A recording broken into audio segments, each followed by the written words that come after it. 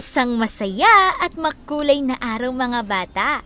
Ako si Teacher Dada, ang magdadala sa inyo sa makulay na mundo ng kindergarten.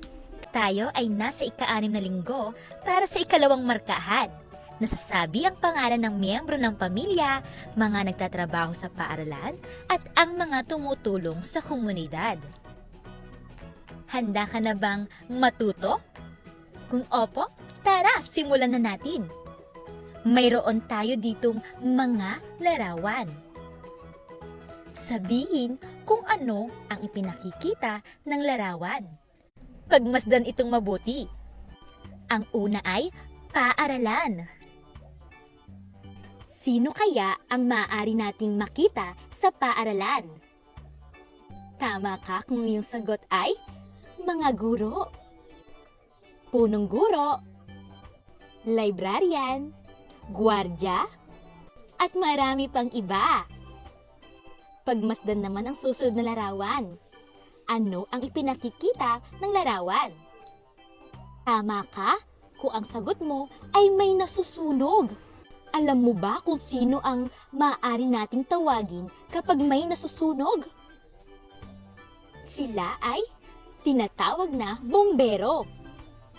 Pagmasdan naman ang susunod na larawan. Mayroong mga masasamang tao. Sino kaya ang maaari nating tawagin? Magaling! Ang mga pulis nga.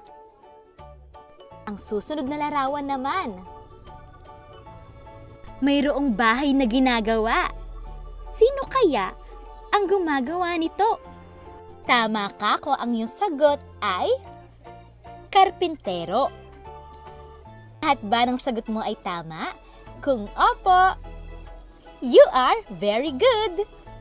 Ilan lamang yan sa mga maraming taong tumutulong sa ating komunidad.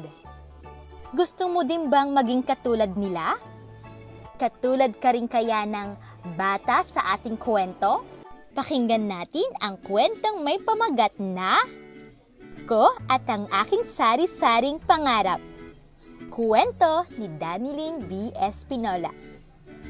Ano-ano ang mga bagay na nabanggit sa kwento ang nagsisimula sa tunog ng si o k? Ang mga bagay na nagsisimula sa tunog na k. Construction worker, cookies, cake, computer.